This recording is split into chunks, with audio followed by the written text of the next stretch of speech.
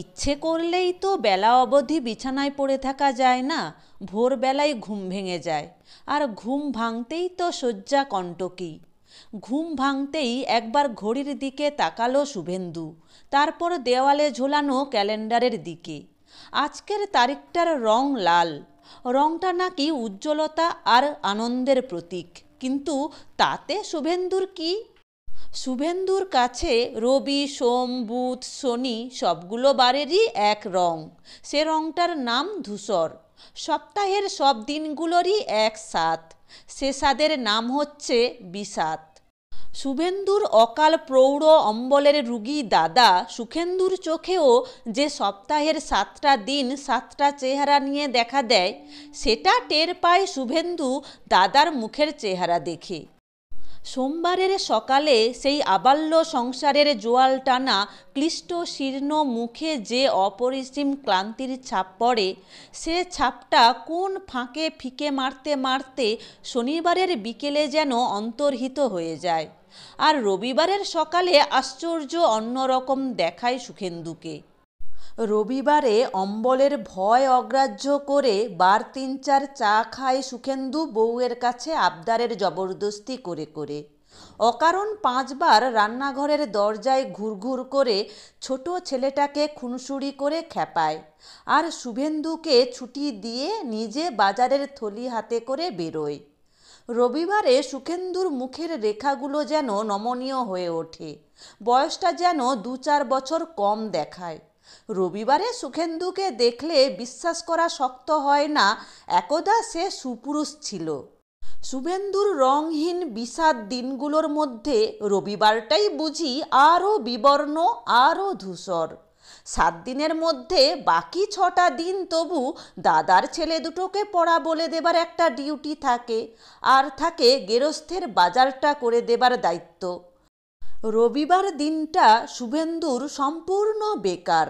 রবিবারে ছেলেরা পড়তে রাজি হয় না, আর দৈনিক বাজারের দায়িত্ব দাদা স্বেচ্ছায় কাঁধে তুলে নেন। ছেলে পড়াতে কি বাজার করতে যে শুভেন্দুর খুব ভালো লাগে এমন মনে করবার হেতু নেই, বরং ওই দুটো কাজই ওর দুচক্ষের বিষ।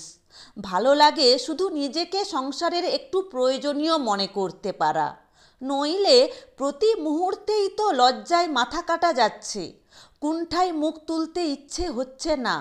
কত কষ্ট করে, কত কৃচ্ছ সাধন করে, নিজেকে কতটা বঞ্চিত করে যে দাদা তাকে বিয়ে পর্যন্ত পড়িয়েছে, সে কথা তো ভুলে যায়নি শুভেন্দু।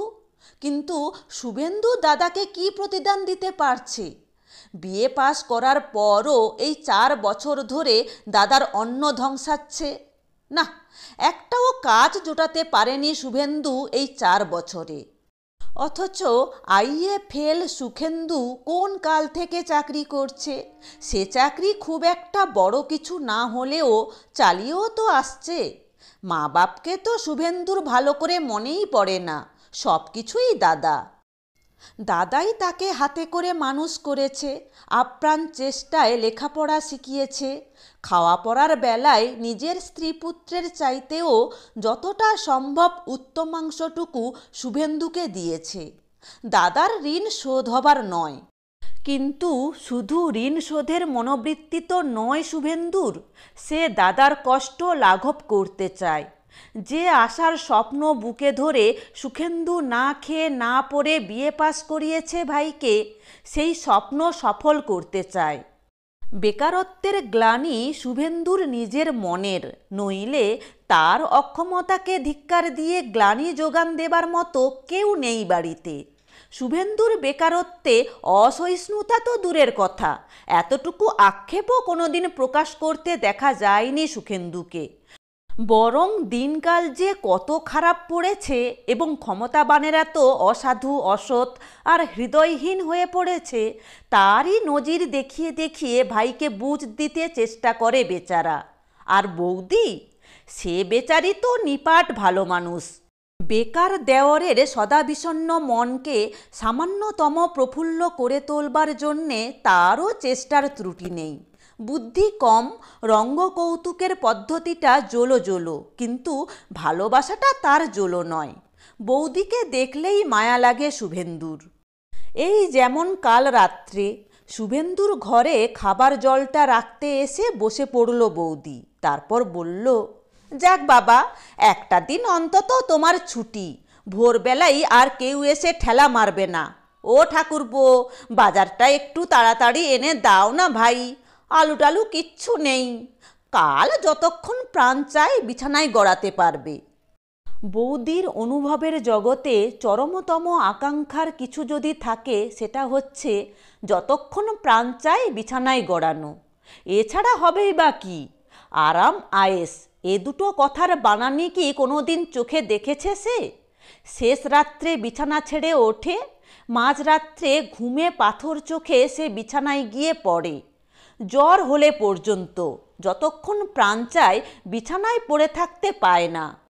কিন্তু শুভেন্দু ওর সেই আগ্রহের আশ্বাসকে উড়িয়ে দিতে দেরি করেনি, সঙ্গে সঙ্গেই বলেছিল, তা সত্যি, প্রত্যহ হাড় ভাঙা খাটুনি খেটে খেটে পাট হচ্ছি, ছুটির দিনটাই তবু জিরিয়ে বাঁচব। উত্তর শুনে বৌদি থতমত খেয়ে গিয়েছিল। তারপর তাড়াতাড়ি বলেছিল, আহা, তা যাই বলো, তোমার মতো ইয়ং ম্যানরা সহজে কখনো 3 পয়সার পুঁইশাক আর 5 পয়সার ঢ্যাঁড়সের দায় পোহাতে রাজি হয় না। হ্যাঁ, বুঝতাম ইয়া বড় রুই মাছ কি এই এত বড় ইলিশের জোড়ার পয়সাটি খসাচ্ছেন তোমার দাদা, তাহলেও না হয়। বাধা দিয়েছিল শুভেন্দু, দোষটা সম্পূর্ণ দাদার, এটাই বোধহয় তোমার সত্যি ধারণা। হ্যাঁ, কথার সুরে একটু ঝাঁঝ ছিলই। এই পিঠে হাত বোলানো সুর কিছুতেই যেন আজকাল বরদাস্ত হয় না। মুখটা কড়ি হয়ে গেল বৌদির। সত্যি কোন কথায় যে কোন কথা এসে পড়বে বুঝতে পারে না বেচারা। তবু অপ্রতিভ হাসি হেসে বলল, আহা, সে তো ঠিক কথাই আছে, তোমার চাকরি হলে আমি রোজ এই এত বড় একখানা করে লেজা খাবো। সেই কড়ি হয়ে যাওয়া মুখের অপ্রতিভ হাসিটা দেখে মায়া এসে গেল। অগত্যাই শুভেন্দুকে হেসে উঠে বলতে হলো, মাছগুলো কি কবন্ধ হবে, না তাদের মুড়োগুলোর সদ্গতি করতে ভাগিদার জোটাবার তাল খুঁজবে?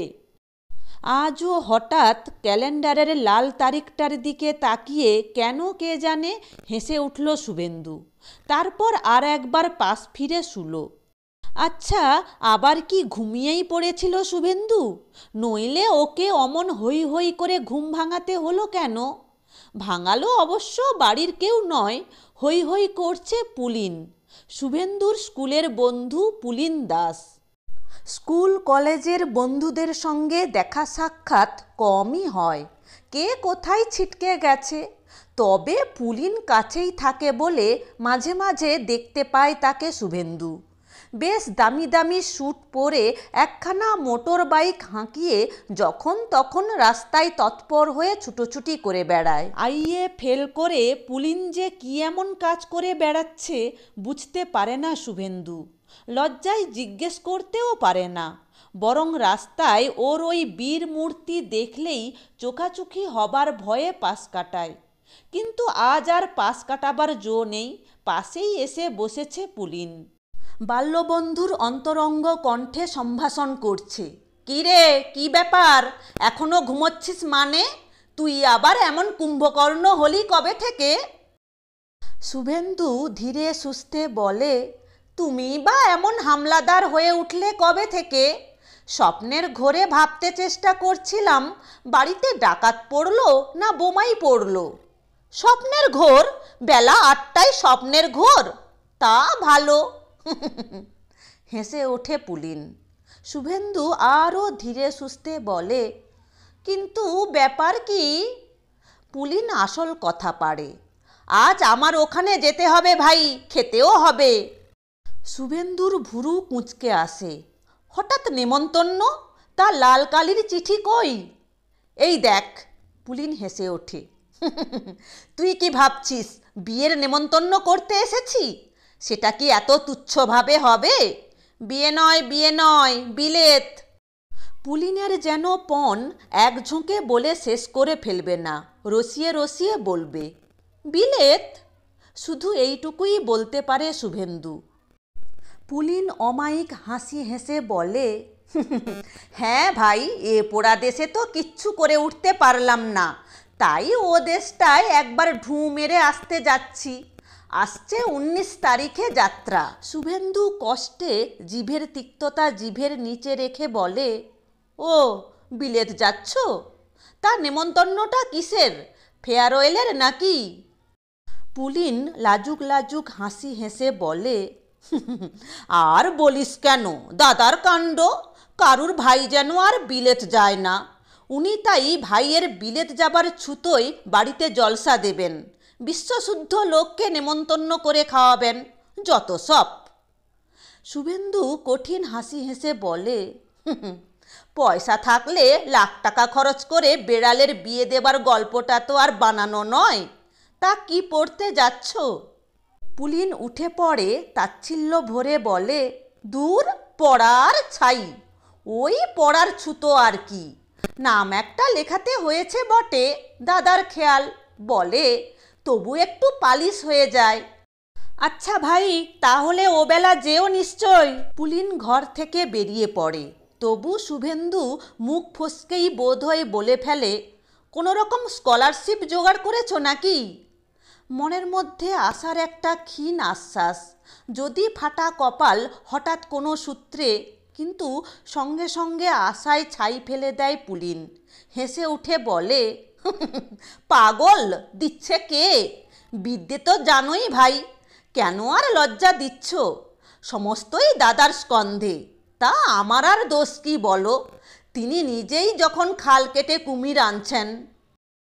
ও চলে যাওয়ার পর শুভেন্দু মিনিট খানেক চুপ করে ঘরের মাঝখানে দাঁড়িয়ে থাকে। তারপরই হঠাৎ যেন ক্রুদ্ধ আক্রোশে সদ্য পরিত্যক্ত বিছানাটার চাদরখানা টান মেরে তুলে ডেলা পাকিয়ে ছুঁড়ে ফেলে দেয় ঘরের কোণে। ইহ, কি নোংরা, কি ময়লা! এই বিছানায় গা ঢেলে শুয়েছিল সে। বছরে কবার ফর্সা করা হয় এ বিছানা? দুবার না একবার? ছি ছি! আর শুধুই কি বিছানা, কোনটা নয়, সারা ঘরেই শ্রীহীনতার ছাপ, সব কিছুই বিবর্ণ কুৎসিত। বাড়ির সমস্ত বাড়তি আবর্জনা এই ঘরেই। হঠাৎ নিজেকে অত্যন্ত অপমানিত মনে হয় শুভেন্দুর। ঠোঁট কামড়ে ভাবতে থাকে, এইটুকু, শুধু এইটুকুর জন্যেই সে কিনা এত কুণ্ঠিত, এত লজ্জিত।